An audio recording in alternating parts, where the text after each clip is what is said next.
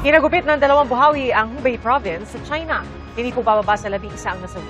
May isa pang nawawala at bukod po dyan, nanalasa rin ang thunderstorms noon. Tinangay at sinira ng malalakas na hangin ang ilang tindahan at iba pang infrastruktura. Hindi bababa sa 4 ang nasawi dahil sa thunderstorms. At dahil naman sa bagyo, bumigay ang bahagi ng reservoir wall sa Nanning, China. Hindi bababa sa 2 ang nasawi sa mga pagbahang dulot ng bagyo. Sunod-sunod ang trahedyang dulot ng kalikasan sa China nitong mga nakaraang buwan. Si Inang Kalikasan na ang gumaganti para sa mga inaapi. Maraming kalamidad ang dumalaw sa China, bunga ng kalikasan nitong mga nakaraang buwan. Mula sa matitinding pag-ulan na nagdulot ng malawak na pagbaha hanggang sa paghagupit naman ng buhawi, tila hindi tinatantanan ng mga sakuna ang bansa.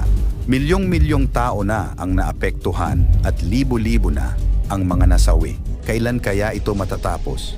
Ito ba ay karma at paghihiganti o sadyang nagkataon lamang sa bansa? Ano ang lawak ng mga trahedya at epekto nito sa mga Chino? Ano-anong mga sakuna ang tumama sa China? At matatapos pa kaya ang pasunod-sunod na pasakit na nararamdaman ngayon ng China? Yan ang ating aalamin. Ang hagupit ng buhawi sa China. Isang malakas na tornado ang tumama sa bayan ng Kaiyuan sa Shandong Province, kung saan 5 tao ang namatay at halos 100 ang nasugatan.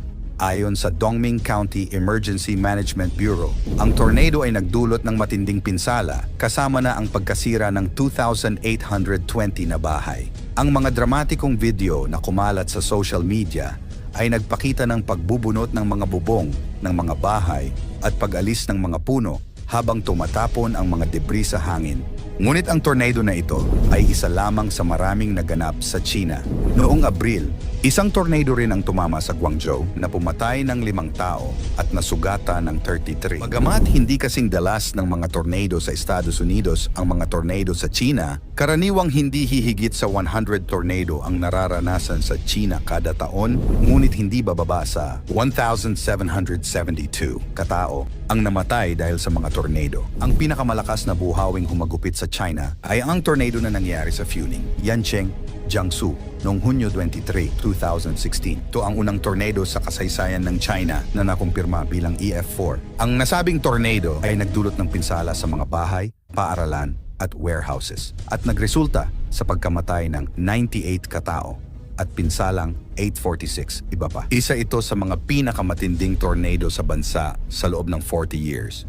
Matinding pagbaha at pagguho ng lupa. Bukod sa tornado, nakaranas din ang Southern China ng matinding pagbaha at pagguho ng lupa, sanhi ng walang humpay na pag-ulan. Mula noong Hunyo 9, mahigit 13 katao na ang nasawi at libo-libo ang inilikas. Sa lungsod ng Meizhou sa Guangdong Province, 9 na tao ang namatay at mahigit 10,000 ang kinailangang ilikas. Mahigit 130,000 tao ang nawalan ng supply ng kuryente. Sa kalapit na probinsya ng Fujian, 4 na katao ang iniulat na nasawi dahil sa malalakas na ulan. Sa kabuuan, tinatayang mahigit 586,000 katao ang apektado ng kalamidad sa buong bansa. Ang mga emergency responders ay patuloy na nagsasagawa ng rescue operations gamit ang mga speedboats upang mailigtas ang mga stranded na residente. Mga sanhi ng sunod-sunod na sakuna. Ang mga sunod-sunod na sakuna sa China ay hindi na bago. Ang malalakas na tornado at matitinding pag-ulan ay kadalasang dulot ng masamang kondisyon ng panahon. Sa kaso ng tornado, ang matinding convective weather ang nagdudulot ng pagbuo ng malalakas na buhawi. Ang pagkakaroon ng mababang ulap at matinding hangin ay nagiging dahilan ng pagbuo ng mga tornado na nagdudulot ng malawakang pinsala sa kanilang daanan.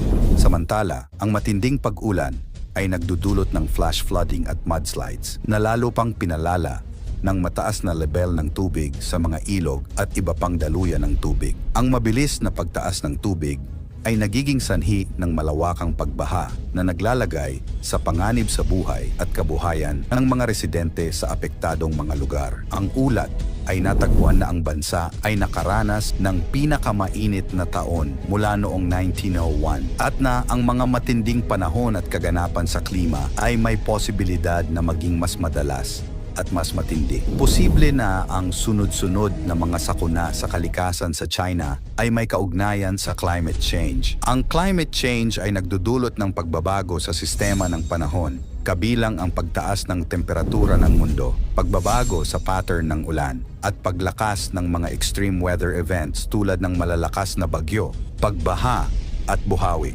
Hindi ito perpektong parusa sa kasakiman ng China, bagkus ay resulta ng mas malalim at komplikadong mga factors sa ekolohiya at kalikasan.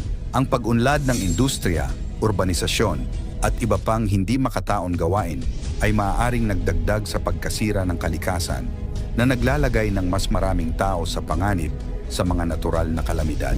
Pagharap sa mga hamon, ang sunod-sunod na trahedya na ito ay nagpapaalala sa kahalagahan ng paghahanda at maagap na pagtugon sa mga sakuna.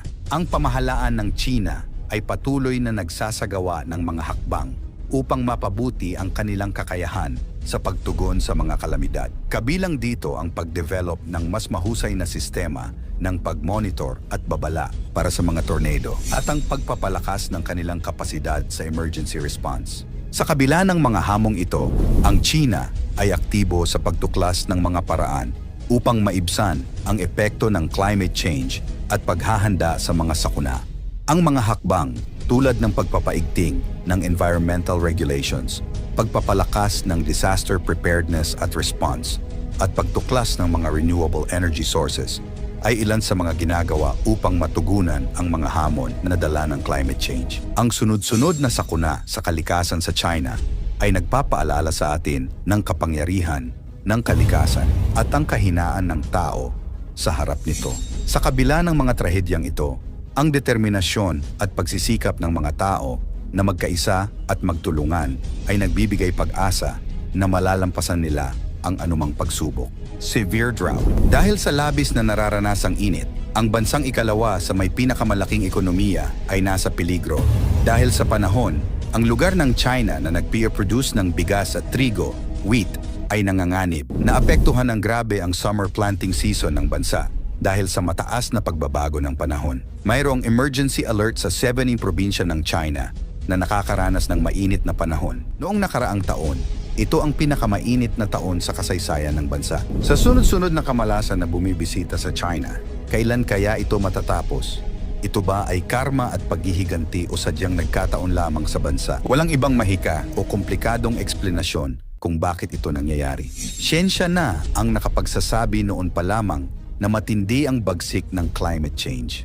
Ang sunod-sunod na dilubyong ito ay ganti lamang ng kalikasan sa bansang may pinakamalaking ambag sa pagkasira ng mundo.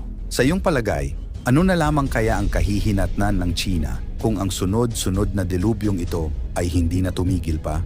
Ikomento mo naman ito sa ibaba. Huwag kalimutang mag-like at share ng video. Hanggang sa muli, salamat at God bless.